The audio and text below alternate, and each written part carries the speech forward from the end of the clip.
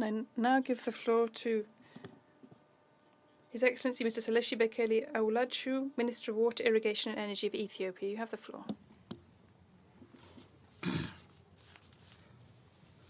Thank you, Mr. President. Mr. President, please accept my best wishes as you steer the work of the Security Council for the month of July. My respectful greetings to members of Security Council. My heartfelt greetings to my brother, Minister Sami Shukri, and my sister, Minister Miriam Al-Sadiq. I also recognize and thank His Excellency, Her Excellency Inger Andersen, and the Special Envoy Parafit Jaffrey for their participation. And also I appreciate the representative of the AU Chair addressing this August gathering. In this meeting and the deliberation of the Council, where a hydroelectric dam is under scrutiny in unprecedented manner, I'm not sure if I am not the first water minister addressing this Council. Ethiopia believes it is unfitting use of the time and resources of the UN Security Council to discuss the Grand Ethiopian Renaissance Dam. Having said that, Mr. President, it is an honor for me to speak before this august body, voicing the concerns and just causes of my country, Ethiopia. A year ago, on 29th June 2020, under your presidency, Council members encouraged Ethiopia, Egypt, and Sudan to continue negotiations to resolve the outstanding issues and expressed support for the African Union-led process to facilitate further talks. Ethiopia took part in the negotiation with renewed commitment and good faith to reach a mutually acceptable negotiated outcome under the auspices of the African Union. I would like to pause to give the Republic of South Africa a special recognition and our thanks for effectively facilitating the negotiation under the end of its African Union chairmanship in February 2021. Similarly, Ethiopia commends and stands with the Democratic Republic of Congo, the current chairperson of the African Union, for its relentless effort under trying circumstances, including the repeated disruption of the negotiations. Mr. President, we are dealing with a hydroelectric dam project, which is not the first of its kind in Africa or in the world. We are building a reservoir to store water that will generate electricity by heating turbines. For your information, the GERD reservoir is 2.5 times smaller than that of the Aswan Dam in Egypt. Perhaps what puts the GERD in distinction from other projects is the extent of hope and aspirations it generated for 65 million Ethiopians that have no access to electricity. It is also unique because the construction of this $5 billion dam is financed by the blood, tears, and sweat of ordinary Ethiopians. The GERD is a right dam built at the right place for the betterment of people in the broader region. Our unfortunate inability to utilize the Nile River so far is deeply embedded in the psychology of our people. Two famous Ethiopian proverbs underscore this point. Gowwan bishaan keessa dhaabbatee dheebota, or Yabbayin lij wuha xammaa'u. Both roughly translate to the irony of the tribulations of a poor man who stood in the middle of a river and lamented about experiencing extreme thirst. To change this generational lament, we have nowhere to look but the Abai or Nile Basin, in which 2/3 of Ethiopia's water resources is found. In this mighty river, which we share with our neighbors, our people so hope to extricate themselves of darkness and march towards it by building the GERD. The dam has the fingerprints of Ethiopia's farmers, pastoralists, daily laborers, students, businesswomen and men, and the diaspora throughout the world who eke out a living in extremely difficult circumstances. In equal, if not exceeding terms, Ethiopians have best wishes and neighborly care for their compatriots in Egypt and Sudan. We have all the intention to live together in peace and cooperate for our mutual benefit. The GERD demonstrates this core principle of collective well-being and prosperity. That is why the GERD is one of the regional integration projects under PIDA, the Program for Infrastructure Development in Africa. Mr. President, Africa, the cradle of mankind, is currently the youngest continent in the world. Africa is set to reap its demographic dividend by investing in its youth. Similarly, my country, Ethiopia, has 70% of its population under the age of 30. More than 100,000 Ethiopians graduate from higher education every year. Not only that, about 30 million Ethiopians are in schools at various levels of education. Catering to the needs of this growing population is an imperative and existential matter for my country. The lives of Ethiopians that languish on the Sahara Desert attempting to cross into Europe, the migrants in the Middle East that sacrifices their youth to bring a better day for their families, the young boys and girls in migrant prison in Africa and beyond, the barefooted migrants that you see returning to their homeland in mass deportation from the Middle East deserve a dignified life. The GERD is a people's project, and our humble attempt to realize this dream. Against all odds, we chose to act in spite of the arduous obstacles we faced. Instead of coalescing in this challenge, we struggled to prevail.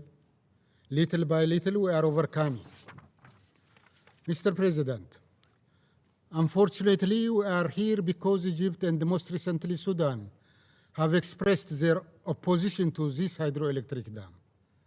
It is important to note that our two neighbors have large and small dams and the canals they have constructed, with absolute disregard to the right of other riparian countries and rejecting Ethiopia's repeated plea for consultation. After a series of initiatives to address the concerns of our neighbors in good faith, we are compelled to conclude that their objection is not as such directed at the GERD, but rather to stop any water use by Ethiopia. The fact of the matter is, we have no viable alternative. Unlike Egypt and Sudan, Ethiopia has no considerable groundwater reserve. We also don't have seawater to desalinate. Nearly 70% of my country's water is in the Nile Basin. Even if we want to, even if we try, we cannot avoid utilizing the Nile River. In fact, constructing dams is only part of our focus. Our main objective is maximizing our scarce water resource by rehabilitating nature and preventing further depletion through our Green Legacy Initiative, a prominent initiative of my Prime Minister, Dr. Abiy Ahmed. With an overall goal of planting 20 billion trees in 5 years' time, we planted 10 billion trees in the last 2 years. This initiative which also consists of a seedling sharing outreach with our neighbors, is part of the Green Belt initiative of the African Union. We call upon Egypt and Sudan to join this afforestation program that improves resilience and increase water availability. Mr. President, Ethiopia believes that an agreement is within reach, given the necessary political will and the commitment to negotiate in good faith. We have already reached an understanding on a considerable number of the issues.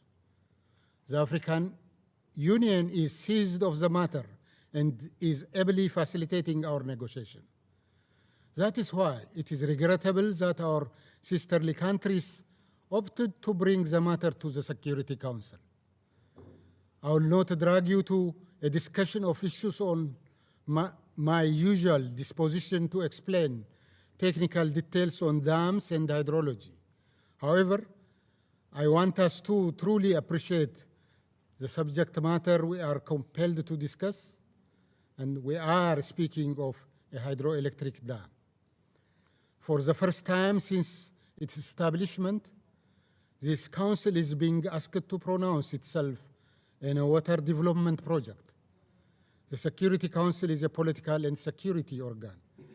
It is unhelpful and misguided to present an issue that requires a hydrotechnical solution to this global security body. Mr. President, it must also be clear that the underlying problem for the difference between the three countries is the quest to preserve colonial and monopolistic status quo over the Nile. The approach of trying to solve problems using the mindset that creates them is what blocks our consensus on the GERD. The Security Council is faced with the question to determine whether or not Ethiopians have the right to utilize the Nile River. On behalf of all Ethiopians, I implore our friends in this council and in this wider international community to answer this question. Do Ethiopians have the right to drink from the Nile? Mr. President, as a point of information, allow me to share with you the latest status of the African Union-led negotiation. On 24th June 2021, the AU Bureau of Assembly convened a meeting to discuss various issues, including the GERD. The President of the Democratic Republic of Congo, His Excellency Felix Tshisekedi, briefed the Bureau and introduced his plans for the upcoming negotiations. Unfortunately, the Republic of Sudan didn't attend this high-level meeting. With the absence of Sudan in the Bureau meeting, the two countries have blocked the 9 meetings since the June 2020. We should learn by now, Ethiopia doesn't respond well to undue political pressure and interference. Ethiopia will continue to exercise maximum restraint and showcase cooperation because we are forever linked by this majestic river. Whether we like it or not, we will continue to drink from the same river and must learn to live together as a neighbor. I reiterate Ethiopia's long-standing commitment to the AU-led process, underpinned by a belief that Africans have the wisdom, the technical expertise, and most importantly, the agency to address their challenge. We believe the phased approach proposed by President Felix Tshisekedi, the chairperson of the African Union, could help us work towards resolving the quagmire created by the colonial heritage on the Nile Basin that Egypt and Sudan are determined to preserve. Mr. President, allow me also to address the much talked about second-year feeling of the GERD. The second-year feeling of the GERD happens in July and August of this year. We have proactively provided the necessary data on the modalities for the filling of the dam. Let me be clear. The filling of the GERD is part of the construction process. This is clearly stipulated in the Declaration of Principle our three heads of states signed in March 2015. The filling of the dam, Mr. President, is pure physics. And once the dam concrete reaches a certain height, the water either flows through the bottom outlets or overflows the concrete. The dam, as designed, will store water until it reaches the 13.5 billion cubic meters indicated in the filling schedule agreed to by Egypt and Sudan. It is only fair that country that generates 77 billion meter cube of water impounds a small fraction of the annual inflow for its hydroelectric dam. Egypt and Sudan do not need any convincing as to the fortunes they will acquire upon the completion of the dam. In the wise words of Sudanese officials, the GERD is an instrument of regional integration. The GERD for Sudan is what the Aswan High Dam is for Egypt. Here, I'm going out of my way to explain to you the absence of any threat caused by the GERD. However, we shouldn't even have to litigate the benefit Egypt and Sudan will acquire from the GERD to argue for our legitimate share from the Nile. All of us, Nile riparian countries, are there to share both the bounty and the scarcity. None of us ought to stand thirsty watching the others drink. Through the GERD, Ethiopia is summoning this